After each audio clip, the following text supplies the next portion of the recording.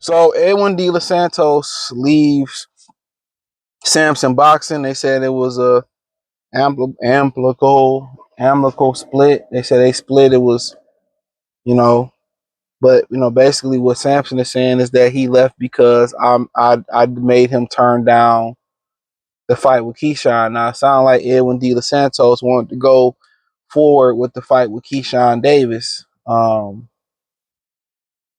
That's what it sounded like he wanted to do. He said he sounded like he still wanted to fight.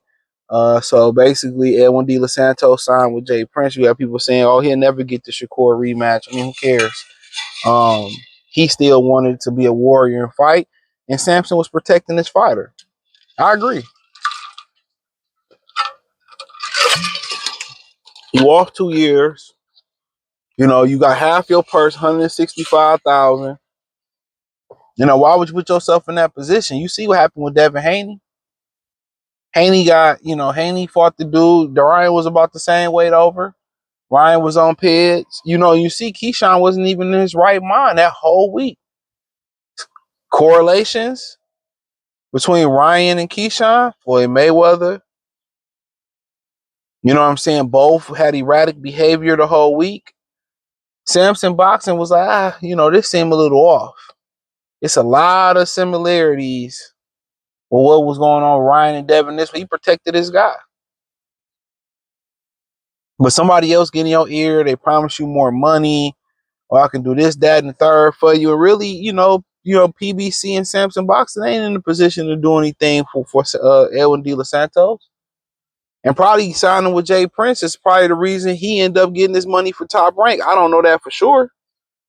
But signing with Jay Prince is probably one of the reasons he ended up getting paid. It's just you got to understand from a person standpoint of view, from a people standpoint of view, you are only important to people on how useful you are, and that goes for your family members, that goes for friends. A lot of y'all is just, y'all just being used. They go for women, dudes, a lot of people just being used. That's the unfortunate fact about it. Most people who form friend groups or you just to use, if you can't provide whatever you provide to them, it's a wrap. And that's no different in sports. These agents, when these promoters, agents, managers, even some of these fathers that's in the sport, they wouldn't hitch their wagon to you, wouldn't care for you if you couldn't fight or you couldn't shoot a jump shot, if you wasn't a doctor, you wasn't a lawyer. You know what I'm saying? You wouldn't have nothing to provide for them. They wouldn't really care. So when it comes to making crude or shrewd business decisions and being cutthroat, I always say that's the difference between people that's successful in business and people that's not successful in business. You got to be greedy. You got to be cutthroat. You got to be hard on somebody. When you get into politics or you become, powerful or financially, stable, it comes with a lot of blood on them hands. That's blood money. Even if you pass it down to your kids, it's still blood money. It's still blood money. However you slice the cake, it's blood money. That's what people don't understand. People see the glory in the lifestyle and think it's all good. People be going through hell. But I've said all that to say this. Sampson is only care about Edwin De Los Santos, just like other fighters, because of what you can provide. If you couldn't provide that, they wouldn't stop and give you a penny. So when you come to making those decisions, I'm gonna go ride with the dude who got my best or got more money. That's what it is. It's a business. It's a business. And I just got a hunch. Don't know, just a hunch. Strictly pure speculation. I have a hunch that Jay Prince had a lot to do with him getting his money. Okay, if he took him to court, they probably wouldn't have seen that money at the soonest to the end of the year. He'd been out for 2 years. They said he had a blood clot. So he was coming off a blood clot, right? 2 years in inactivity. They said he had to cut down. They said 170 was rumored he had to cut down to 190. Then you got to fight a guy who acting crazy, who knows what he gonna do. He can bite you. He can test positive for something. You know, he could have jumped you after the fight. He coming in 4 pounds heavy. Sampson protected you. And I get it. I understand. Like, we as humans out here, and especially as men, you got to get the bag. You got to get the bag. You got to get the bag. You got to get the bag. We can't afford, a lot of us, a lot of these, they was just saying Barry Sanders, he suffered a heart attack. He revealed he had an illness, 53, 56 years old, suffered a heart attack. One of the greatest athletes of all time. We put shit off because our duty is to provide.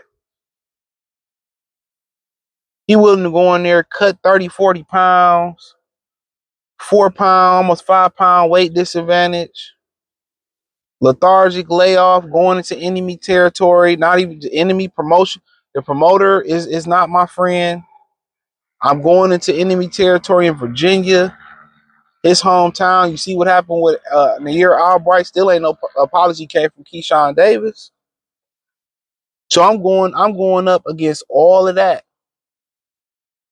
I'm going up against all of that. And you know why you do that? Because you have a family to feed. You have to provide. 2 years I ain't made a check. I gotta provide. Even going back to the DR, I gotta provide. So I can't walk away from this. What was it? 300 or something grand. I need it. I need it. My trainer need it. My people need it. My family, my son, my daughter, my wife, they need that money. My mom, we need that money.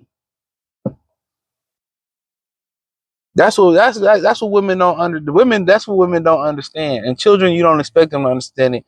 The young boys, they understand it when they become men and go through it. A lot of men, they go to work every day and something wrong. And they don't even complain about it.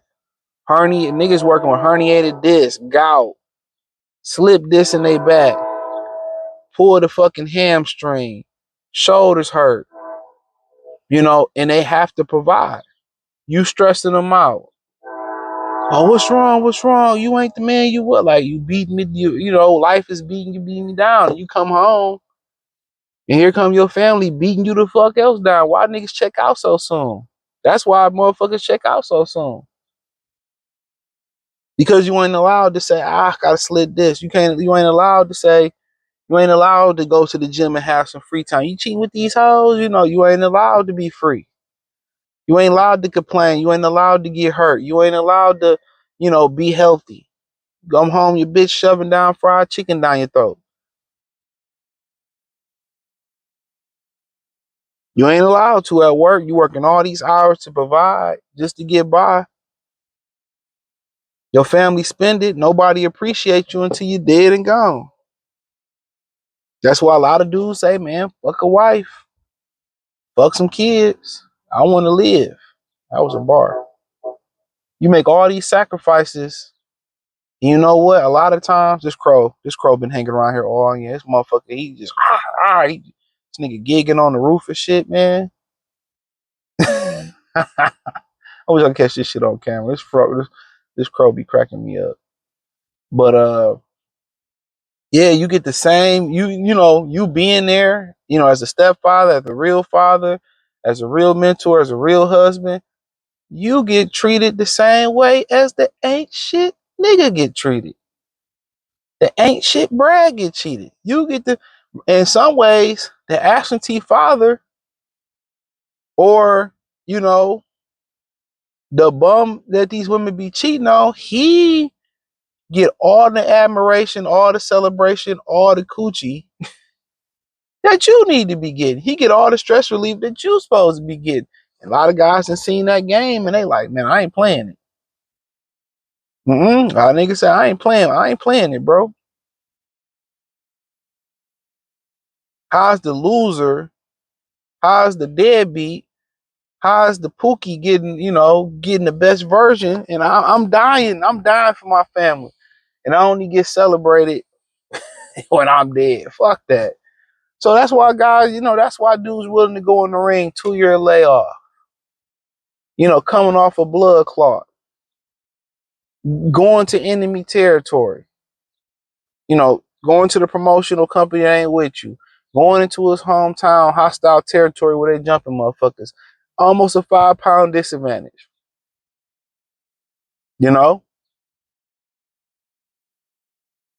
He wouldn't do that because he needed the bag. He had to provide.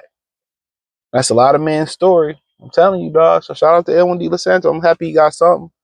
He should have got the whole bag, to be real. But hey, half for not fighting. But shit, it wasn't half for not fighting. What they always say, the hard part is training.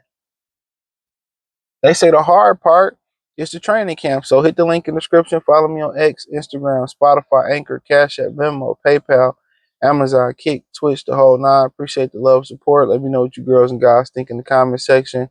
Other than that, peace.